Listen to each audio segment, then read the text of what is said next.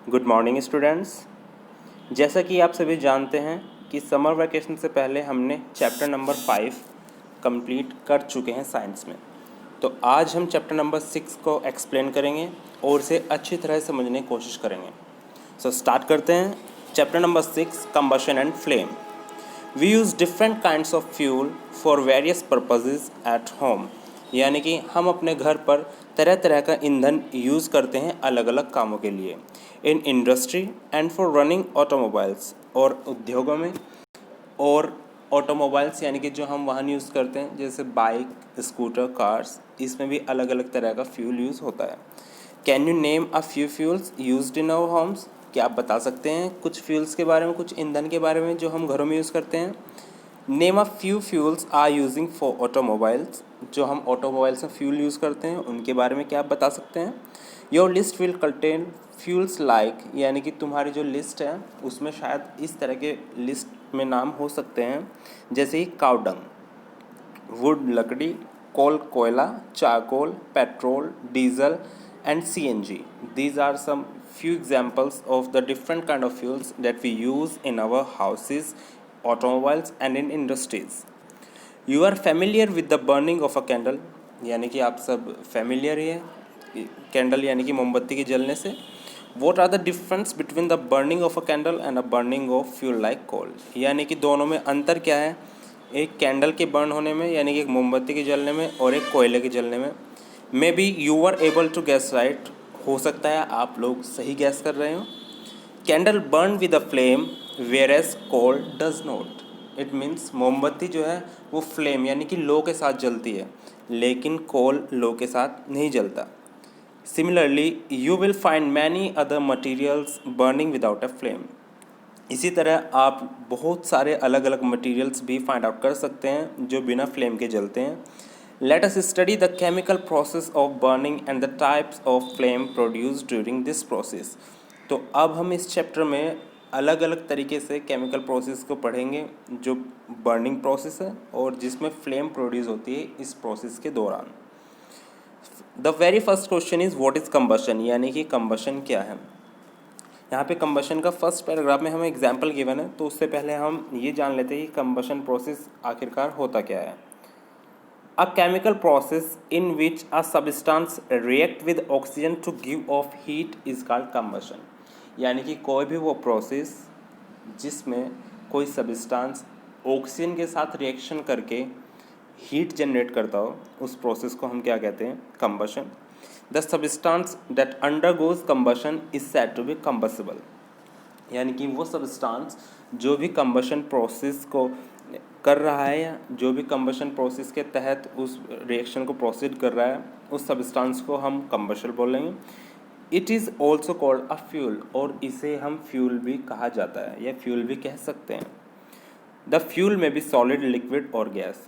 Fuel solid भी हो सकता है, लिक्विड भी हो सकता है और गैस भी हो सकता है। Sometimes a light is also given off during combustion either as a flame or as a glow। यानी कि कभी कभी कंबशन प्रोसेस में लाइट भी गिवन ऑफ यानी कि लाइट भी इवॉल्व होती है कंबशन प्रोसेस के दौरान, आइदर एज अ फ्लेम या तो लो की फ्लेम तरह और एज अ ग्लो या चमक के साथ। In the reactions mention about magnesium and charcoal are combustible substance. यानी कि जो स्टार्टिंग में हमें एग्जांपल गिवन है, उन्होंने बताया कि इन प्रोसेस में मैग्नीशियम और चारकोल क्या है? कंबशबल सब्सटेंस। यानी कि ये वो सब्सटेंस है जो ऑक्सीजन के साथ रिएक्शन करके कंबशन प्रोसेस कर रहा है। तो हम इस एग्जाम्पल के बारे में भी थोड़ा पढ़ लेते हैं। Recall the activity of burning magnesium ribbon perform in class 7। यानी कि क्लास 7 में हमने रिबन एक्टिविटी मैग्नीशियम रिबन के साथ परफॉर्म की हुई है। We have learn that magnesium burn to form magnesium oxide and produce heat and light. It means magnesium ribbon को हम जब भी ऑक्सीजन के प्रेजेंस से बर्न करते हैं तो मैग्नीशियम ऑक्साइड फॉर्म कर लेता है और उससे जनरेट क्या होती है? Heat and light. यही सेम एक्टिविटी हम चारकोल के पीस के साथ भी कर सकते हैं। अगर हम उसे पेयर ऑफ टोंग यानी कि टोंग की हेल्प से उस चारकोल पीस को होल्ड करें और इसे फ्लेम ऑफ कैंडल या बर्नर के पास लेके आए, तो हम क्या ऑब्जर्व करते हैं कि चारकोल जो है वो इन द प्रेजेंस एटमॉस्फेयर में ऑक्सीजन प्रेजेंट है, यानी कि वो प्रोसेस ऑक्सीजन की प्रेजेंस में हो ही रहा है। We know that coal to burn in air producing carbon dioxide, heat and light. It means जैसे हमने चारकोल को बर्न किया in the presence of oxygen, in the presence of air, then क्या प्रोड्यूस हुआ? कार्बन डाइऑक्साइड यानी कि CO2, heat और light भी उसके साथ जनरेट हुई। It means magnesium and charcoal here क्या है यहाँ पे? कंबस्टेबल सब्सटेंसेस, यानी कि ये वो सब्सटेंसेस जो कंबशन प्रोसेस को प्रोसीड कर रहे हैं। Moving to the next page, and here is an activity you can read out by yourself.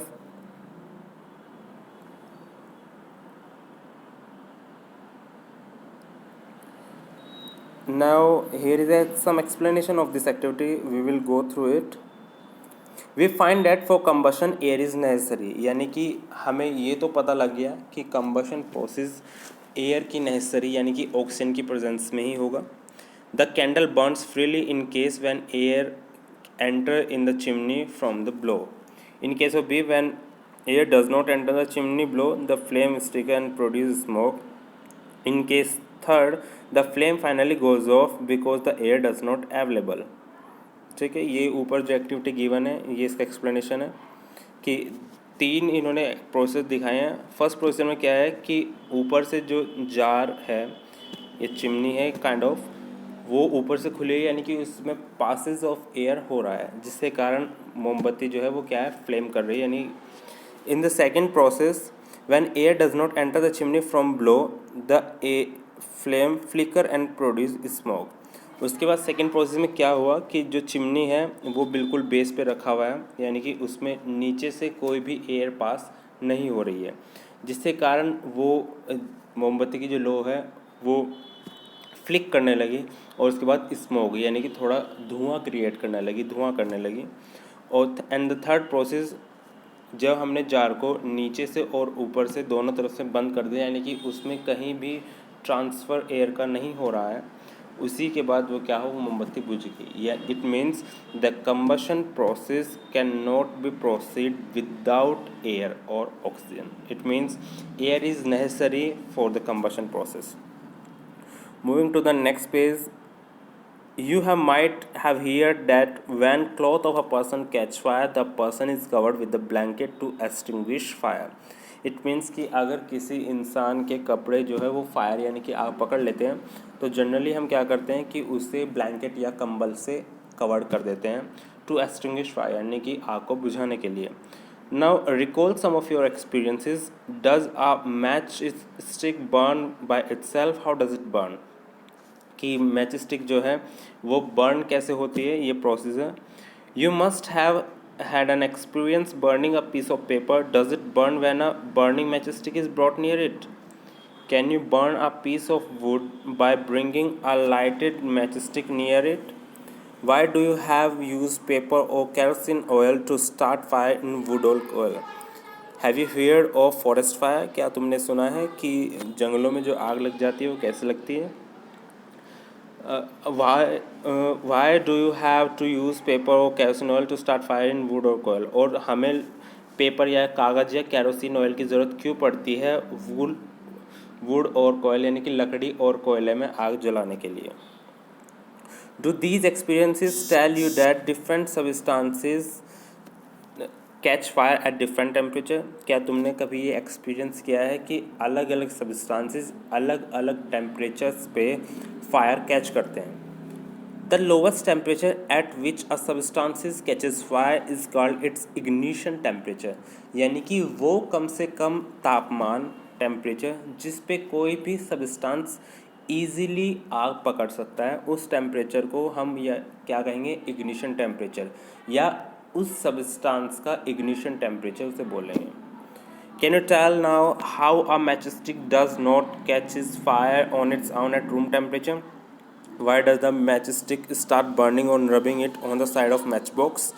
क्या तुम्हें पता है कि मैच स्टिक जो है एट रूम टेम्परेचर पे अपने आप आग नहीं पकड़ती? उसे मैच स्टिक को बर्न करने के लिए हमें क्या करना पड़ता है, मैच बॉक्स के जो साइड में स्ट्रिप होती है उस पर रब करना पड़ता है। We find that a combustible substances cannot catch fire or burn as long as its temperature is lower than its ignition temperature. यानी कि कोई भी कम्बशल सब्सटेंसेस यानी कि जो सब्सटेंसेस इजीली आग पकड़ सकता है वो कब तक आग नहीं पकड़ेगा, कब तक नहीं जलेगा, जब तक उसका टेम्परेचर इग्निशन टेम्परेचर से कम रहेगा। जैसे ही उसका टेम्परेचर इग्निशन टेम्परेचर के लेवल पे या उससे ज़्यादा हो जाएगा वो सब्सटेंसेस आग इजीली पकड़ लेगा। Have you ever seen cooking oil catching fire when a frying pan is kept for a long on a burning stove? क्या आपने कभी ये एक्सपीरियंस कभी देखा है कि कुकिंग ऑयल ईजीली जो है आग पकड़ लेता है जब फ्राई पैन को बहुत टाइम के लिए हम लोग गैस स्टोव पे रख देते हैं। Kerosene oil and would do not catch fire on their own at room temperature. Kerosene oil और वुड जो है वो रूम टेम्परेचर पे अपने आप आग नहीं पकड़ती, but if kerosene oil is heated a little it will catches fire. अगर हम कैरोसिन ऑयल को थोड़ा हीट कर देते हैं यानी कि उसका टेम्परेचर रेज कर देते हैं तो वो आग पकड़ सकता है, पकड़ लेता है। But if would is heated a little it would still not catch fire. लेकिन अगर हम लकड़ी को थोड़ा हीट दे देते हैं वो तब भी आग नहीं पकड़ता। Does it mean that ignition temperature of kerosene oil is lower than that of would. तो क्या इसका ये मतलब है कि कैरोसिन ऑयल का इग्निशन टेम्परेचर जो होता है वो लोअर होता है वुड के कंपैरिजन में। Does it mean that we need to take special care in storing kerosene oil. क्या इसका मतलब ये है कि हमें कैरोसिन ऑयल को और ज़्यादा ध्यान से स्टोर करने की ज़रूरत होती है। The following activity shows that it is essential for a substance to reach ignition temperature to burn. So नीचे जो इस पर एक एक्टिविटी गिवन है जिसके बारे में ये है कि क्या क्या किसी सब्सटेंस के लिए एसेंशियल है उसे इग्निशन टेम्परेचर तक ले जाने के लिए और उसे बर्न करने के लिए। इससे आगे के लिए चैप्टर हम कल पढ़ते हैं नेक्स्ट टर्न पे।